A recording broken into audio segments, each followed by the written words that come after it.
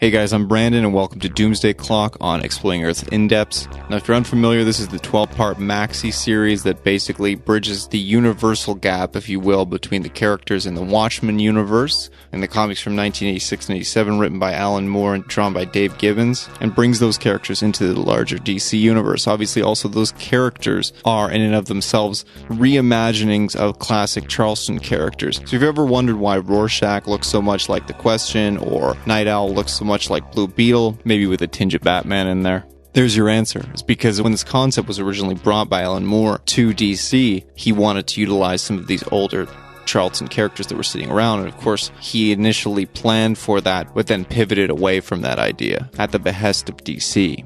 But let's get into the story. Alright, so in the opening pages of Doomsday Clock, we're thrust back into a world that's not that unfamiliar to us. There's pandemonium in the streets, obviously police in their riot gear, people picketing, and we're introduced back into this world by an unreliable narrator who's telling us that it's either the 23rd or 22nd of November 1992, approximately 7 years after we've last visited the Watchmen universe.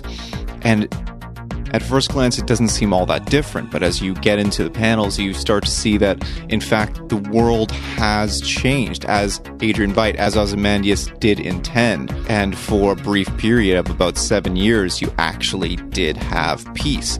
So we learned through this issue that about 20 days earlier, there was an election, and the new president, President Redford, was elected on a very interesting stance. He was apparently behind in the polls, and then all of this information about what happened in the first Watchmen series came to light, and his platform changed to running on the basis of essentially setting the world right, while in reality, in the last 20 days since this election, the world has been thrust once more back into chaos with the realizations of what transpired, this massacre in New York being orchestrated by their heroes and perhaps even their government being implicated in it. And as we're cutting back and forth in these panels, back between the riot sequences and then news reporters, is actually a lot of these news reporters signing off, saying a final farewell as they're telling their last reports for the evening. Of course, they're breaking down different situations. The vice president is shot and killed, the attorney general.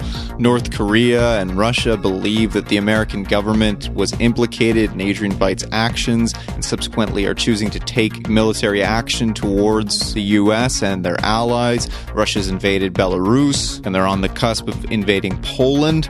And America as a superpower is presented as very much a global villain that the rest of the world believes to have been in cahoots on some level with Ozymandias. And man, I can't stress enough that there is just literally pandemonium in the streets. There's police shooting protesters. The protesters are rushing Veidt's building and throwing his desk chair out the window. I'm not sure what the protesters are trying to achieve with throwing a chair out the window, but the art does achieve that symmetry with the original Watchmen series of the comedian being thrown out a window in the first issue of Watchmen. But in any case, this world has once again found itself in chaos and on the cusp of nuclear war, with America too now planning a preemptive attack on Russia. And Ozymandias is nowhere to be found. He's gone underground. He's gone missing, and people are looking for him. They're looking for Dr. Manhattan. They're looking for Silk Spectre. They're looking for Night Owl. And obviously this news is all still very fresh because they're still reporting it. And you learn how bad this world has truly gotten in the last 20 days. As you see, all of these television networks sign off for the final time, and a new national news network launch on every single channel,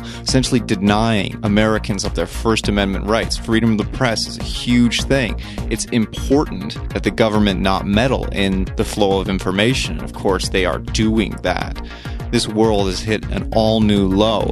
That temporary polarization of the entire world that worked together and obviously led by Adrian Veidt and his company into a global peace, working towards nuclear disarmament and all of these things that they hoped would come out of the events of Watchmen. All of that has now been undone in 20 days. As all this is going on, we see a SWAT team rushing into Ozymandias' base. They enter to find nothing but a skeletal x-ray from February of that year, and you zoom in. It's a really cool little shot where one panel you see the entire x-ray, and then it zooms in on the white mark on the skull, and then you zoom in further, and that actually becomes the television signal that you see the national news network come onto in this kind of new low that America has reached. Alright, so then we jump over to a prison, and like the rest of the world, it is also in chaos. There's a riot going on. A guard is being held up, a prisoner trying to take the keys from him. He's struck, and lo and behold, who do we see but Rorschach standing behind him, now holding the keys to the prison. He asks the prisoner who was accosting the guard if he still wants out, and the prisoner says, no way, I'm cool, man. It's at this point that we realize that our unreliable narrator from earlier in the book is Rorschach, and he loves talking about pancakes. He tells this wonderful story about how he goes to the same breakfast place all the time, and there's one waitress that doesn't look at him funny, so he always sits in her section because she doesn't stare and she serves hot syrup. Well, it turns out this really nice waitress has a dirtbag boyfriend who pulls her out of the restaurant, and they have a physical exchange. Rorschach seems to be more upset about the fact that another waitress served him, looked at him funny, and also gave him cold syrup. His breakfast was ruined, so he went out back of the restaurant and ended up taking it out on his favorite server's boyfriend, needless to say.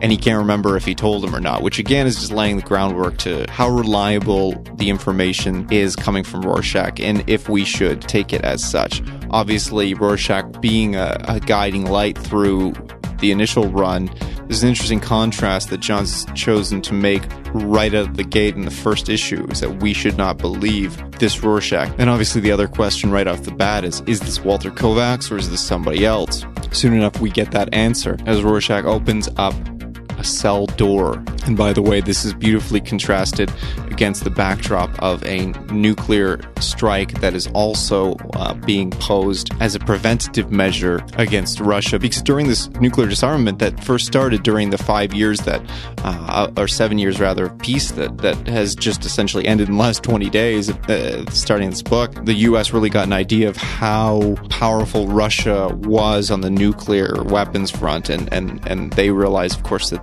or at least that they believe that Russia would have the ability to strike without giving them an opportunity to really answer back substantially. And again, the Cold War is at its peak now in this universe is 1992.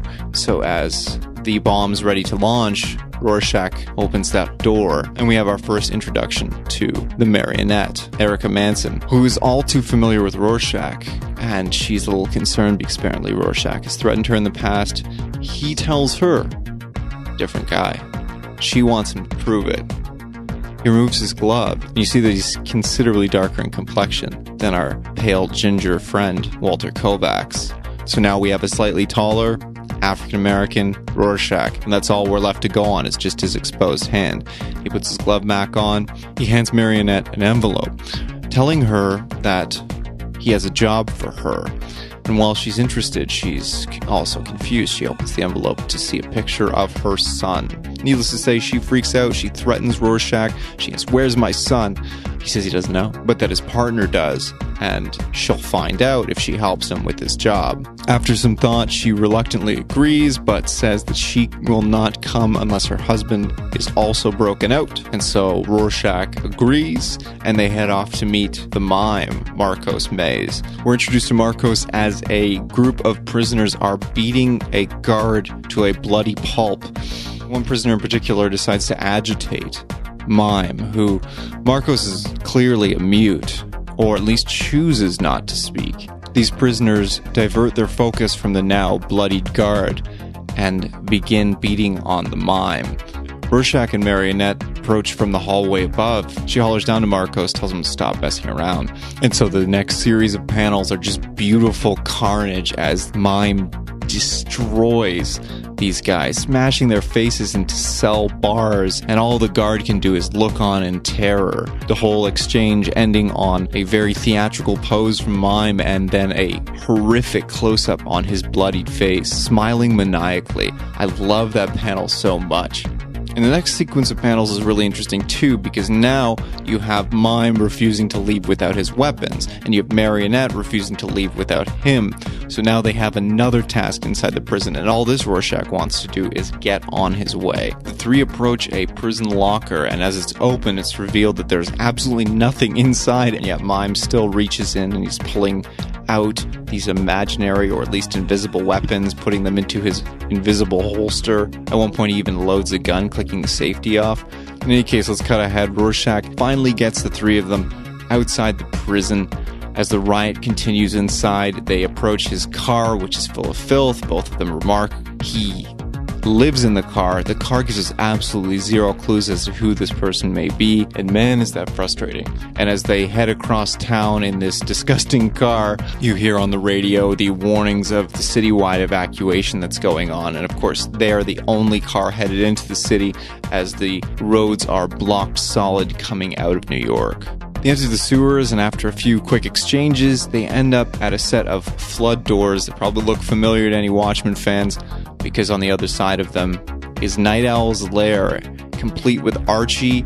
You get to see Night Owl's costume off in the closet. It looks amazing. And I think I'm just as excited about this series of panels as Marionette and Mime are, as they're looking around at all the gadgets. And they believe at this point that Night Owl is going to be Rorschach's partner. But at that very moment, Rorschach's partner is revealed, as in walks none other than Ozymandias, Adrian Veidt, holding a kitten version, adorable kitten version, of Bubastis, the cat which he obviously sacrificed back in Watchmen. So he's genetically engineered yet another awesome Sphinx-style cat.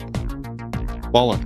And it becomes very apparent very quickly that Rorschach and he are not on good terms themselves. You don't know why, but you know that they don't like each other, and yet they're agreeing to work with each other. And why do they need Mime and Marionette? And Mime and Marionette are just as interested in that information. So here's where we learn of Adrian's master plan, which is simply to find Dr. Manhattan and get him to fix everything.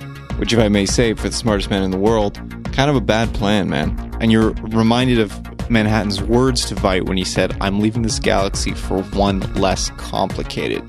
In addition to this, we find out that Adrian has cancer, and as you're learning this, you keep cutting back to the national news network, giving you updates on how bad the situation is, and you see how much closer that doomsday clock in this world is looming. You cut away to riots in the street, and then return to Veidt's vision of how they're going to save their universe. But that's where it's left, because then we transition over to the DC universe. We get an aerial shot of the Daily Planet through the buildings in Metropolis. We enter in through an apartment window, and who do we see? But of course, Superman. And he's dreaming.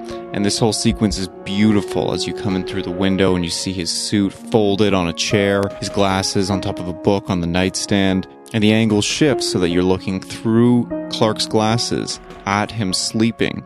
And he's dreaming. He's dreaming about prom night. No, not the 1980s slasher flick starring Jamie Lee Curtis, his prom night. He's dreaming about his parents dropping him off at prom and having a conversation about not inviting Lana to prom. And as he gets out of the car and thanks his parents for the ride, they drive off speaking worried of him and his future. But optimistic. Bam! A tractor trailer strikes their truck, wrapping it around a tree, killing Jonathan and Martha. Clark wakes up in a cold sweat. Lois is calling to him. He's been yelling in his sleep. She says, "I can't remember the last time you had a nightmare." And he replies, "I don't think I've ever had one." And that's where we're going to leave off with this first issue. There is obviously some supporting content in the back of the books, and while we could talk about that, what I'm going to do is actually just talk about it as it comes up through our conversations. Alright, so teaser for the next video, what we're getting into in the next issue of Doomsday Clock. We're going to find more out about why Ozymandias needs Marionette specifically. We're also going to find out a little bit more about Rorschach's part in this whole story. And maybe the coolest of all, we're going to have some of the most iconic imagery from the early part of this limited series with some more marquee DC Universe characters entering this story in the next issues. And that video is already on our YouTube, so click the link to get to issue 2 right now.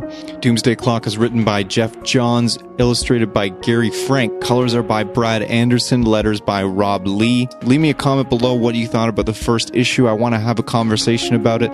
And going forward, what angles should we take with this series? There's some really cool stuff coming up, guys. Some really high-minded concept stuff is coming into this book, and stuff that is legitimately going to change the DC Universe, or at least the way that we look at the DC Universe. And I really hope that you guys are enjoying this video series, and moreover, I hope that you're getting out to your local comic book shop and getting these books. Alright, so that's it for this episode. I'm Brandon, and you can find me online at Exploding Earths on Instagram and Twitter. And until we chat again, you can find me there. That's it. Cheers.